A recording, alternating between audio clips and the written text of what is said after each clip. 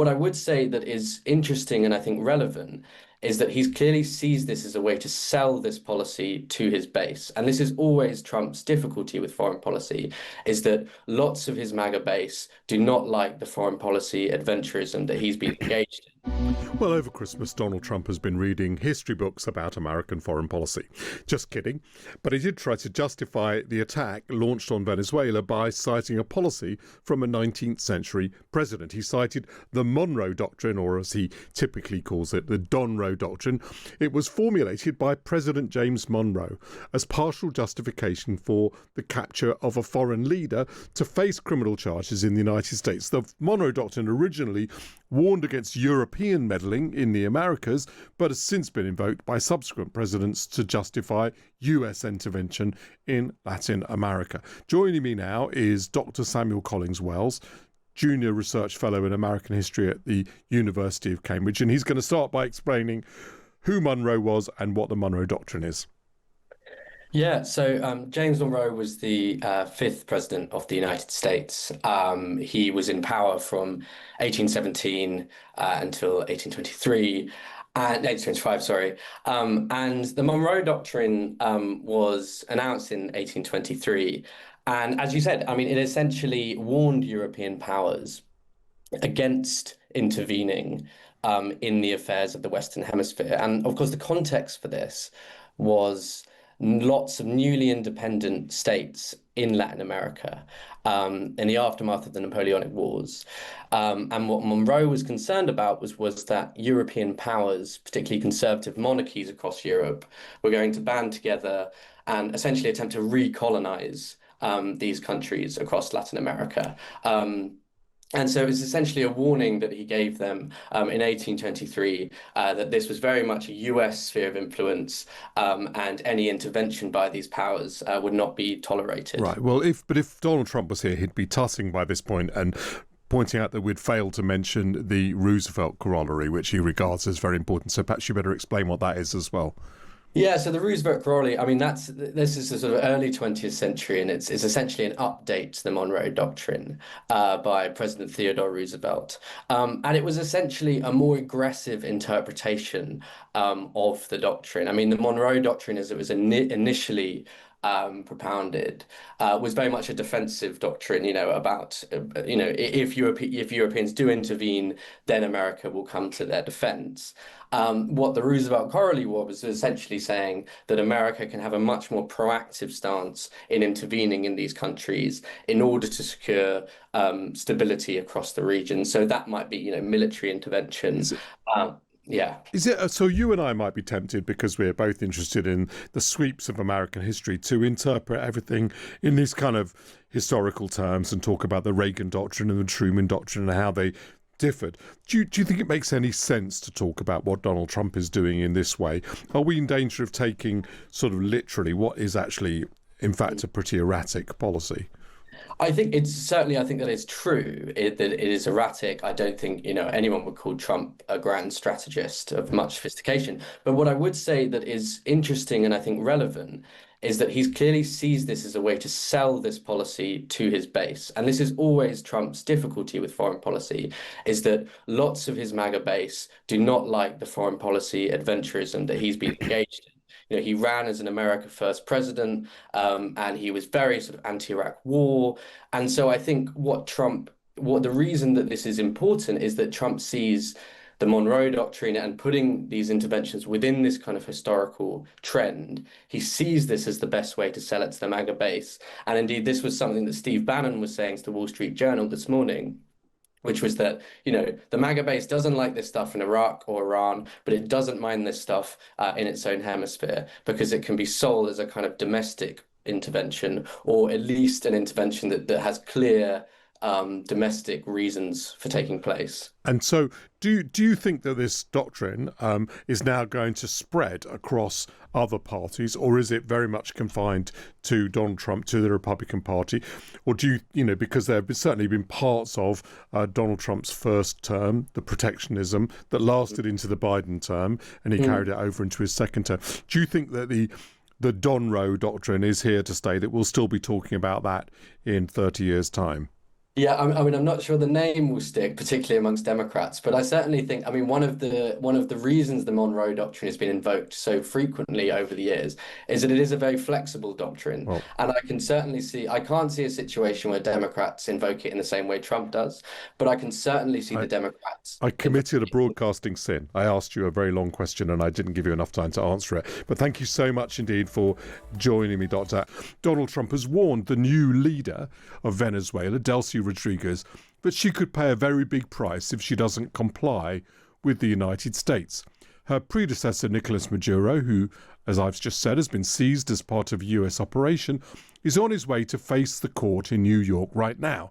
He's accused of drug trafficking and weapons offences and of running a narco-terrorist regime, all of which he denies. But who is this new president of Venezuela? And what will be left in the wake of Maduro's arrest? Let's get the latest with Regina Garcia Cano, who works for the Associated Press and is currently in Caracas. Regina, thank you so much for joining me. Could you give us a bit of an update on the situation? I think Rodriguez has just been sworn in. Thank you for having me. Yes, Vice President Delcy Rodriguez was ordered by the High Court on Saturday to assume the duties of interim president. So she is now in charge of the country. Can you tell us a bit more about her? What are her politics? How do they differ from Maduro, or is she really just part of the same regime and part of the same way of thinking as Maduro and before him Chavez? Rodriguez, like Maduro, both have been long-time members of the ruling party. She, under Maduro, was vice president, but also was in charge of the country's oil policy and economics. So, and she's definitely aligned to the movement, the Chavismo movement. That is what the late President Hugo Chavez began at the turn of the century. Can you tell us a little bit more about public reaction? I mean, if someone swooped in and arrested the British Prime Minister, there'd definitely be a sort of mixture of reactions from different people. But I suspect however much people didn't like the leader, they wouldn't react very well to the swooping. So what has been the reaction? Well, on one hand, we've seen demonstrations from ruling party leaders and supporters who have been demanding that Maduro be released. They have chanted things like "Bring back Maduro." They've also burned American flags, and they have insisted that what the U.S. government did, is comparable to a kidnapping. Now, on the other hand, there are many, many people who have, remained silent, and that is because of fear of government repression.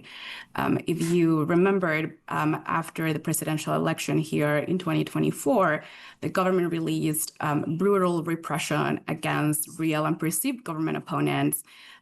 More than 2,000 people were detained. Many of them remain in prison today. So what we've been told by some residents here in Caracas is that they would like to celebrate, but they are staying home and trying not to attract any sort of unwanted attention. So one of the big differences, obviously, between the example that I rather ridiculously gave earlier and Venezuela is that the government, the presidency of Maduro wasn't even being recognised by the European Union, by the United States, his legitimacy as president. And instead they recognised his opponent as having won a legitimate victory. So why is not his opponent, Gonzalez, stepping up to do this job instead of Delcy Rodriguez? Why has this not pitched the whole of the regime out and only pitched out Maduro? Well, for starters, Edmundo González Urrutia, who was the opposition candidate during the 2024 election, is in exile. He left the country in September of 2024 after a court issued an order for his arrest. He has been living in Spain since then. And what President Donald Trump has signaled is that they are open to working with Delcy Rodriguez, right? So that has been agreed upon. Whether, Gonzalez Urrutia will be allowed back into the country or take or assume the duties of the presidency, remains to be seen. So obviously Donald Trump has given a warning to Delcy Rodriguez about her conduct and even suggested rather menacingly that the consequences for her would be worse than even those for Maduro if she didn't comply. How has she responded to that kind of threat? She has appeared on state television a few times since Donald Trump issued that threat, but she has only insisted that President Maduro remains Venezuela's president and legitimate leader, and she keeps repeating that he should be freed and returned to Venezuela.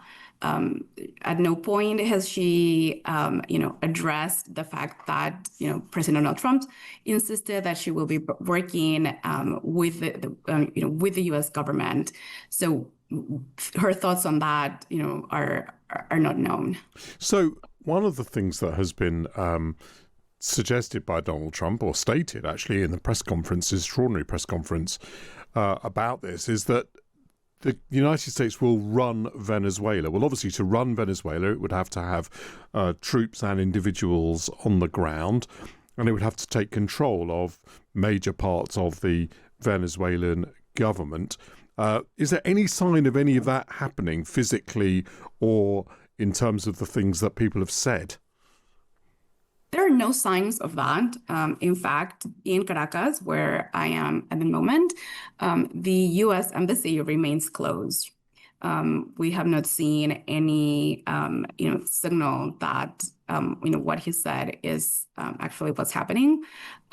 If you go around Caracas, you see, the military bases still guarded by Venezuelan armed forces, and, government appears to be running as usual, right? There have been no, changes in the government's candidate cabinet, aside from, Delcy Rodriguez becoming interim president. So that does cause it is very puzzling then, that statement, if there's nobody on the ground to actually do this. Is there any clearer idea that people have in Venezuela, or that you have as a reporter, about what the United States running Venezuela might involve? Is it really just about them putting pressure on Venezuelan leadership to do what they wish? Or might there be something more physical that's about to manifest itself? I mean, I think, we don't really know if something more physical will manifest itself. President Trump has said that he wants American oil companies to enter the market. That also, will definitely bring influence, American influence into Venezuela. But beyond that, truly, it's unknown what the U.S. running Venezuela could look like if President Trump means that. Regina Garcia Cano, thank you so much. That's Regina Garcia Cano, who is journalist for the AP in Caracas.